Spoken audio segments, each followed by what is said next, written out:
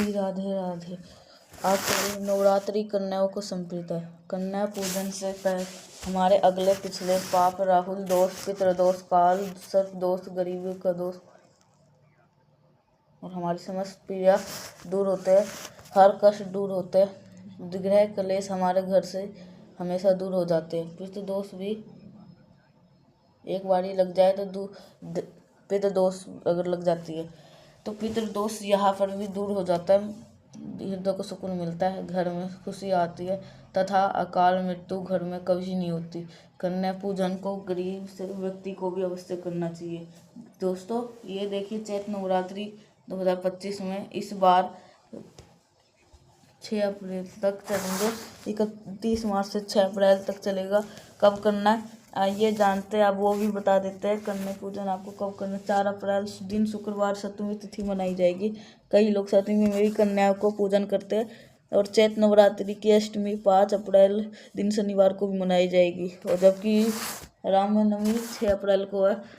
आप अष्टमी और नवमी दिन तिथि पर भी श्रेष्ठ और उत्तम होता है। ऐसे आप अष्टमी और नवमी में इन दोनों में कन्या पूजन हर हाल में अवश्य कर देना।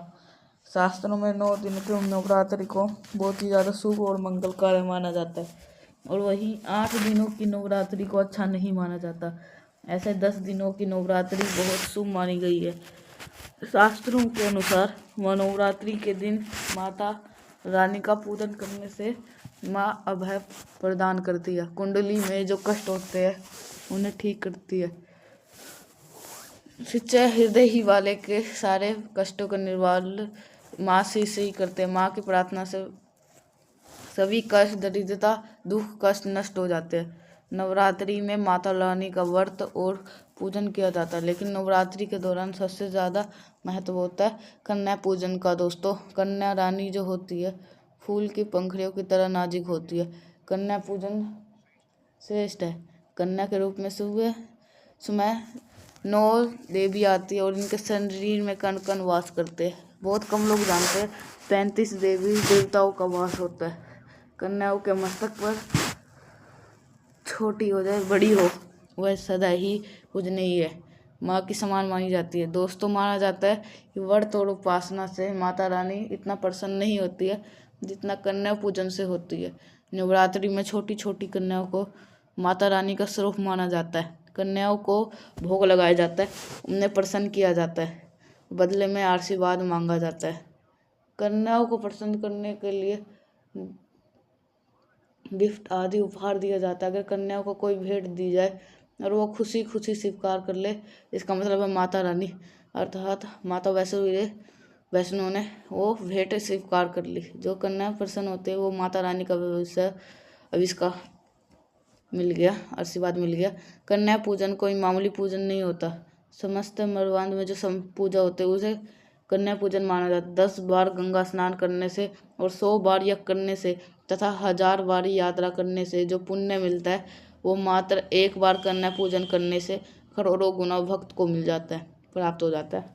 दोस्तों इसलिए कहा जाता है कन्याओं को सताना नहीं चाहिए, इससे सभी ब्रह्मांड हिल जाता है। कन्याओं को जितनी सेवा की जाए उतनी कम होती है। कन्याएं कोई मामूली नहीं होती।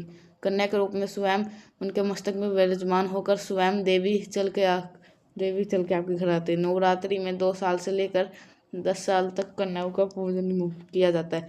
अष्टमी नवमी के कन्याओं को पैर धोकर भोजन करवाना अब श्रेष्ठ करवाया जाता है। ऐसा मौका कभी भी अपने हाथों से नहीं देना चाहिए। इस दिन जितना चाहे उतना कन्याओं को हाथ पकड़कर पैर पकड़कर अपने घर तक लेके आए। दोस्तों आपको वीडियो आगे से पढ़ने पहले आपने कमेंट में हर हर महादेव और जय माता दी जरूर लिखिएगा और ठीक है आपको।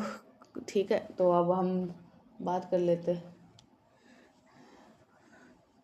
इसलिए राशि आपको अपना कमेंट में ज़रूर करना है हर हर महादेव और माता लक्ष्मी।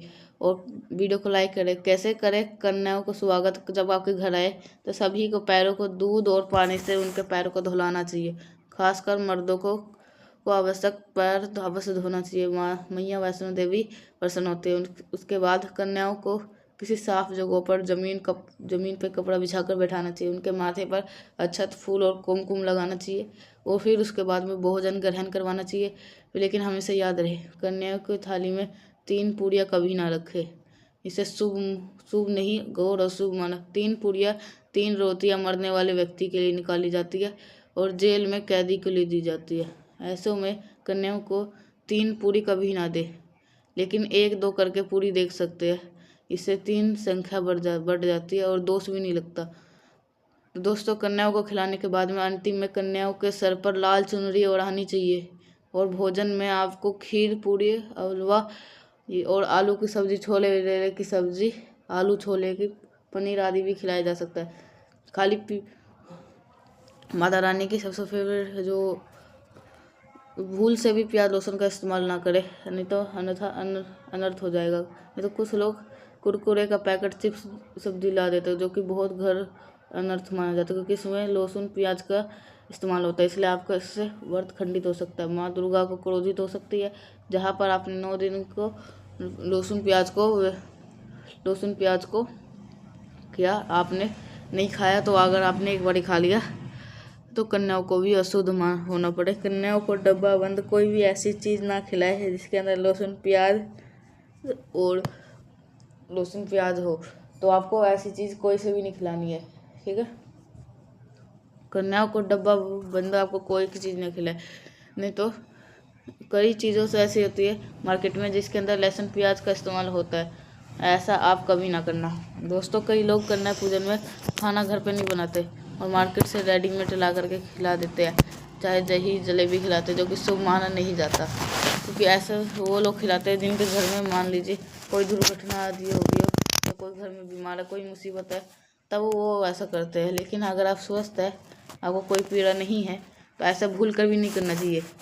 माता रानी दही जलेबी नहीं, आपको हाथों का बना हुआ खाना चाहती है, आपका प्यार चाहती है। फिर आप घर में एक ही पूड़ी क्यों ना बना दे माता के लिए, लेकिन आप स्वयं ही अपने हाथों से माता रानी को भोजन खिलाए।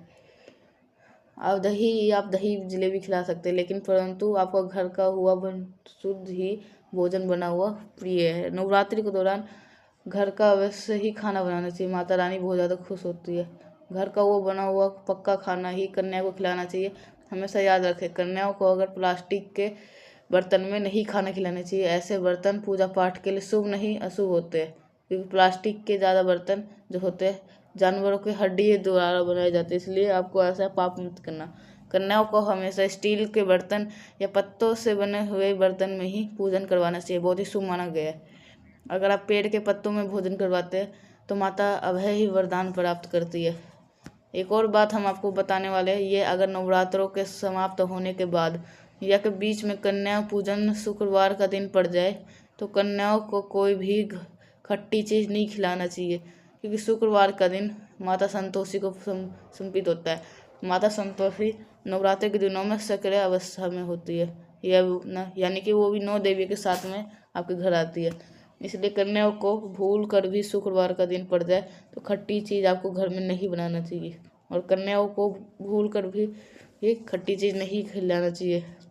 आपका कीड़ा कराया हुआ सारे खट्टी चीज़ों से माता संतोषी रुष्ट हो सकती है, चिढ़ सकती है, आपको श्राप दे सकती है। इसीलिए नादान ना बने। दोस्तों, भोजन कराने के बाद में कन्या की थाली में एक लौंग जरूर रखना चाहिए, क्योंकि लौंग देवी शक्ति और दुर्गा माता को बहुत ज़्यादा प्रिय है। लौंग माता शक्ति का प्रतीक होती है। लौंग में 9 दुर्गा का वास होता है। इन 9 दिनों में माता रानी को लौंग का ही भोग लगाया जाता है। खाना खाने के बाद लौंग अवश्य दे। माता रानी को अमृत से बढ़कर लौंग प्रिय है, इसलिए हम कन्याओं को चुपचाप एक लौंग जरूर रख दे, आपका भाग्य चमक जाएगा।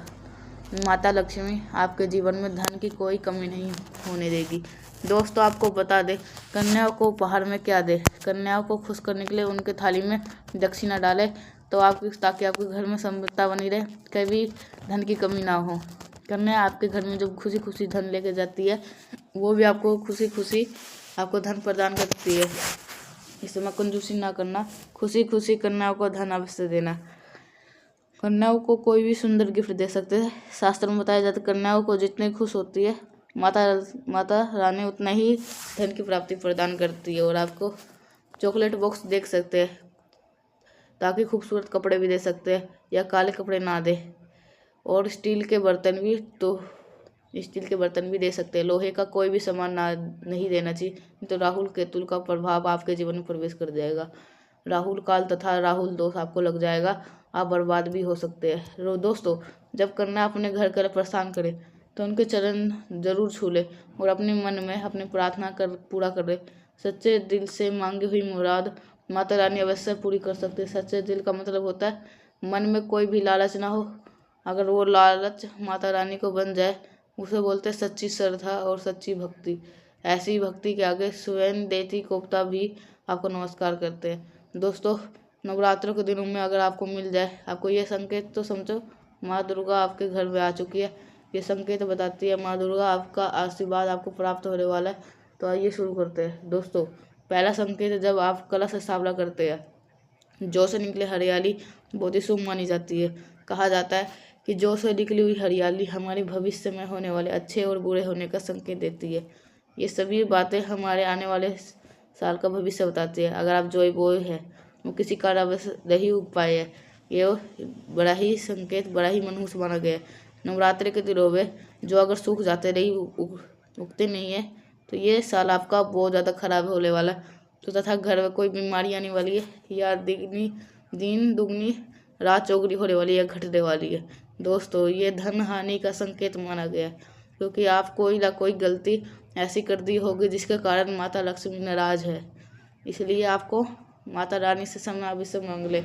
माँ अपने भक्तों को जल्द ही माफ़ कर दे। एक माँ ही होती है जो अपने बेटे को, अपने लाल को हर गलती को माफ़ कर सकती है, लेकिन ऐसा बेटा किस काम का जो माँ से माफ़ी ना मांगे। इसलिए माता रानी से अपनी गलती की माफ़ी अवश्य मांग ले। मैया वैष्णो अपने भक्तों को कभी निराश ही नहीं करती, बल्कि उनको धन धान्य से परिपूर्ण बना देती है। और दोस्तों, अगर जो हरे भरे हो जाते हैं तो ये शुभ संकेत होता है। इससे आने वाली आपको समय बहुत ज़्यादा ही धन लाभ होगा। माना जाता है कि 1 रुपये का सिक्का, चांदी का कोई भी सिक्का जो के बीचों बीच अगर मिट्टी में दबा दिया जाए तो घर में सुख समृद्धि आती है। माता लक्ष्मी दौड़ी दौड़ी चली आती है। जो के अंदर हमेशा 1 रुपये का सिक्का अवश्य डालना चाहिए। जो को कभी खाली नहीं रखना चाहिए, उसके अंदर धन वगैरह अवश्य डालना चाहिए। इससे माता लक्ष्मी का आशीर्वाद सदैव परिवार में बना रहता है। इससे कोई भी संकट नहीं आता। खाली जो मतलब धन की खाली खुशियाँ भी मिलेगी। दोस्तों, नंबर 2, यदि आपकी नींद नवरात्रि के दौरान सुबह 4 बजे के आसपास में खुलती है, इसे बड़ा शुभ संकेत माना जाता है, क्योंकि ये समय ब्रह्म मुहूर्त कहलाता है। इस समय देवी शक्ति अपने सच्चे भक्तों को ही जगाती है। इस समय उठाना मतलब माता की कृपा प्राप्त करने की कृपा माना गया। ये संकेत बताते हैं कि माता की सच्ची भक्ति का प्रभाव आपके ऊपर हो चुका है और आपकी माता रानी आपको जल्दी ही कोई खुशखबरी देने वाली है। माता रानी आपको सच्ची भक्ति से बहुत ज़्यादा खुश है। दोस्तों, नंबर 3, अगर नवरात्रि में आपका मन प्रसन्न हो जाए, पूजा पाठ में आपका मन हो, पूजा पाठ करते समय माता रानी का बहुत जल्द ही माता रानी की कृपा होने वाली है। माता रानी आपकी भक्ति से बहुत ज़्यादा खुश है, आपकी भक्ति से माता रानी को आनंद दे रही है। तो ऐसे व्यक्ति को समझ आना चाहिए उसके जीवन में अब अच्छा समय आने वाला है। दोस्तों, नंबर 4, नवरात्रि के दौरान अगर माँ के गले से फूल गिर जाए और हरे भरे बिन हवा के हिल जाए तो अवश्य अति उत्तम माना गया है। ये संकेत माना जाता है कि माता रानी का आपको अस्थायी रूप से आपके घर में आ चुकी है। तो ये संकेत कुछ खास लोग को ही दिखाई देते हैं। माना जाता है कि माता जी की अगर धुआं अधिक बढ़ जाए तो इससे ये पता चलता है कि आपके घर से गरीबी हमेशा हमेशा के लिए जाने वाली है। भूत प्रेत आत्मा आपके घर से अब आप हमेशा के लिए जाने वाली है। पूजा करते समय धुएं का अधिक होना बहुत ज़्यादा शुभ और मंगल कार्य माना गया है। ये संकेत भविष्य